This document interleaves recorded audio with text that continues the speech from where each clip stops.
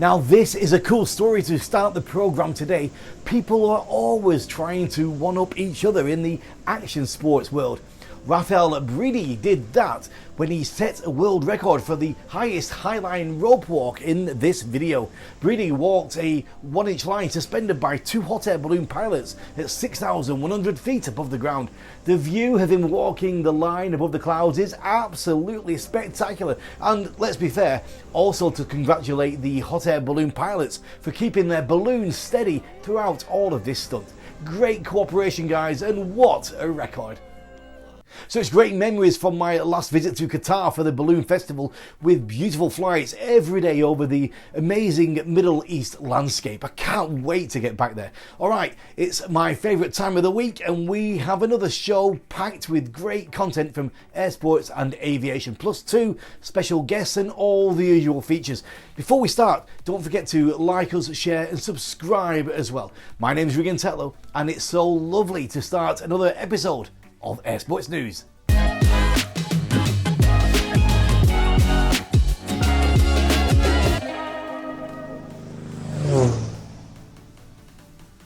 So first of all, let's update news from the current air sports events happening across the globe. To do so, we move to Lake Kippet Soaring Club, where pilots are competing in the 2022 GFA Dual Seat Gliding Nationals. Only 9 pilots registered on the grid, but the 2-seater gliders are not as popular as the 1-seaters, and there are only males in the starting lineup.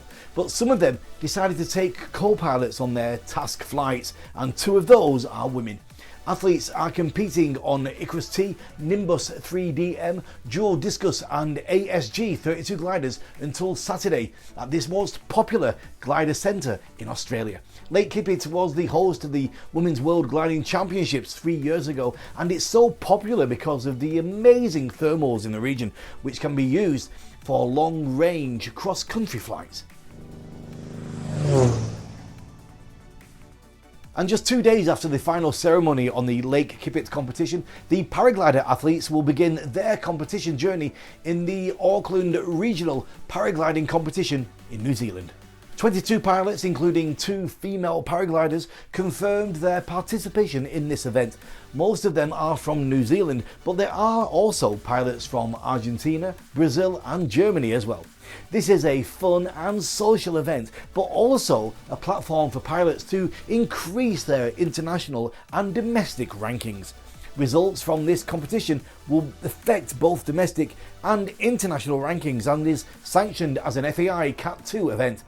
The place is flyable almost all year round. Pilots are obliged to take care of airspace restrictions for each takeoff because of the highly restricted area nearby Auckland.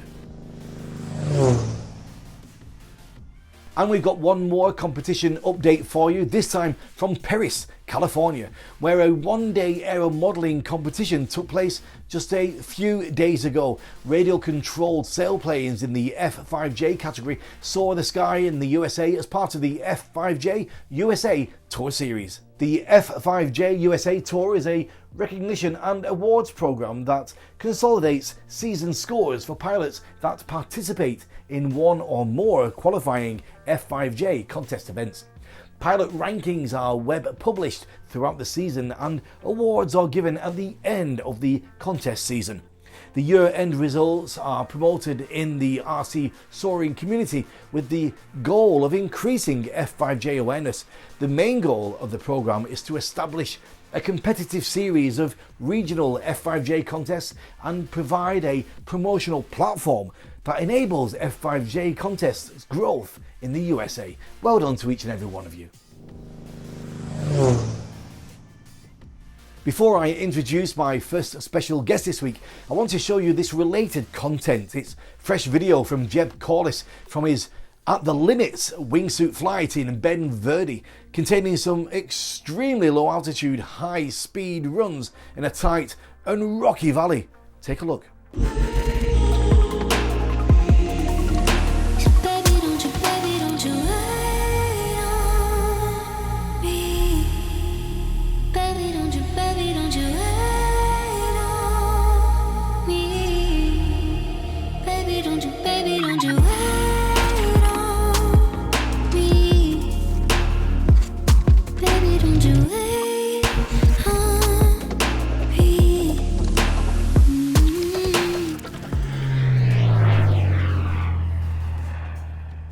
So you may have guessed my first special guest this week is also a wingsuit pilot. She was born in Switzerland, and at the age of 22, she immediately fell in love with this air sport. Now she's a wingsuit pilot and a coach with 10 years of experience, which includes more than 800 hours in the wingsuit tunnel and over 3,000 wingsuit jumps. She coaches, organises events and competes at international wingsuit competitions with her team, Fly Like Brick.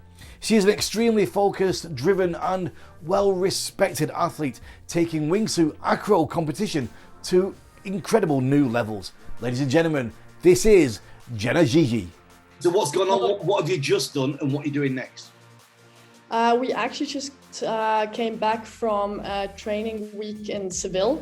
Yeah. We started our training for the World Championship in Eloy quite early, already last year actually. So we just finished another training week last week.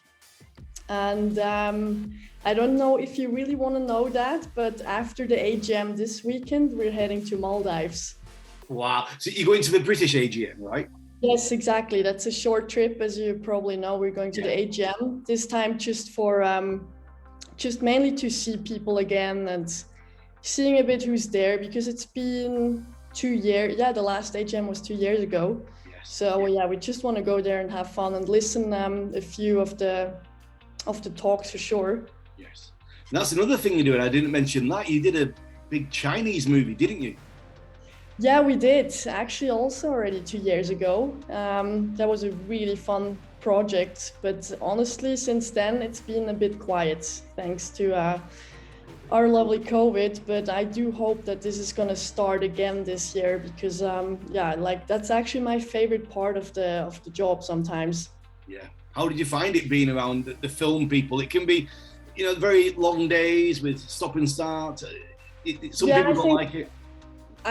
I do enjoy it, but what's sometimes quite difficult is, you know, like they have that certain vision or that kind of stunt they want, and it's sometimes like, you know, like, dude, like that's not even possible. Yes, yeah. So basically explaining, let's say, normal people, like, look, this is what we do, this is what's possible, is sometimes super tricky, like, because they have all these kind of like fancy visions of like, oh, that needs to be like this and that, and then like, hey, it's, you know, it needs to be safe at like as well, but this is sometimes a bit a tricky part, but all in all, it's super interesting. And the 25-minute full-length video with Jenna can be found on our Air Sports Promotion YouTube channel. Don't forget to click the bell button there to be informed about all our new content. We really appreciate it. Thanks. So over the last few months, we've been keeping an eye on developments for the new air racing season after many announcements about the continuation of what was the Red Bull Air Race series in this new formula. The air race community released a new promo video suggesting that very soon we'll know the first air racing locations. Take a look. The Air Race Championship will accelerate aviation technology that will reshape the future of how we travel and commute forever. 12 pilots, including one female athlete and previous Air Sports News guest Melanie Astles, are already on the grid waiting for the first start. Air Race World Championships hopes to bring back the fastest three-dimensional motorsport on the planet, but create a challenging environment where competitors embrace the latest technological developments in green power and advanced aerial mobility to push the envelope of global aviation revolution. The Drone Champions League is waiting for another great season with a lot of new content released. Because the DCL season is combined both virtual and real contests, digital track designers decided to show how they're creating new venues in the virtual world without any limitations. So what we did in Proptown, for example, this was something we could never do in a real town. We will never get the permission to make a 60-meter high tower where the drones can dive through. We will never get this permission to have these big ramps somewhere in the middle of the city. DCL is one of the biggest drone racing series worldwide. The second one is Drone Racing League, which also contains virtual flight. You can find a fresh interview with top DRL pilot Alex Vanover on our YouTube channel, where he explains the main differences between real and virtual. Hot airship competition. Have you heard about it? Actually, it's one of the lesser known aviation sports, but at the same time, it's absolutely spectacular and enjoyable. My second special guest is Bob Frankum. He's a multi-air sports enthusiast, having started with skydiving, then onto paragliding, paramotors, I think gyrocopters as well, hot air ballooning, and now he's bought his own airship.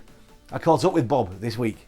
I'm very excited about this airship. It's all over Facebook yesterday, videos and photos. We were talking about it a little bit in Qatar. It looks amazing, Bob. No, thank you. No, we've been lucky. Was that your first flight? Or... No, I've been training since September. The permit application completed in August, yeah. So it's legal to fly. But although I have a balloon license with 20 hours, you still have to then, it's a type add into a balloon license. So rather than the Hindenburg or any of the Zeppelins, this is a pressurized hot air balloon. So the burners are internal, there's an apron that seals it, and I have an electric fan that pressurizes it so I can push it into wind. Incredible.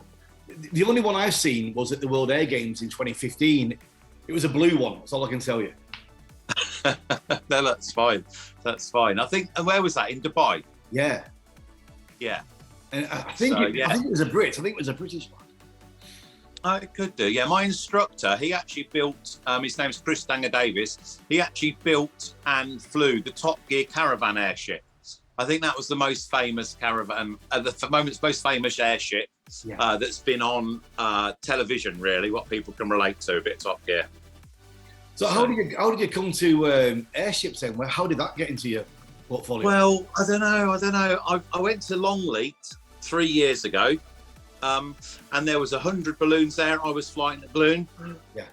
Excuse me. There was 100 balloons there. There was one airship, and we all just made a beeline for that airship. We ended up helping them get it out and everything. All my life, looking back, all I've done is gone to work, earned money, to buy petrol, to turn petrol into noise. Yeah? Yeah. And I think the balloon is a bit quiet. It gets you different places around the world, but when I could see I could put an engine on the back of it, start going places, that's what appealed to me with an airship. And if you want to know more from Bob about his new and old aviation achievements, don't hesitate to check out the full-length interview on our YouTube channel. Another new eVTOL vehicle on the market? Oh, not this time. We want to take a look back to the amazing and most unique startup from Africa called the Macrobat.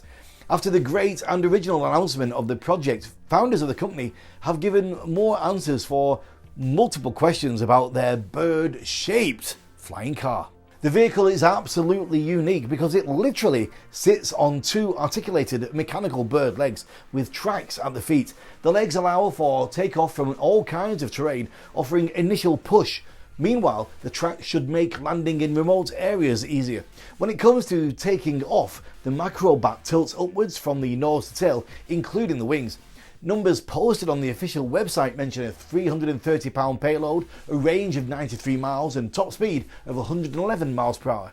These would apply to the flagship model, which would be a variation of what is already shown in the renders. So if Macrobat does get off the ground, it will be a milestone for aviation, just like these many similar achievements from the past.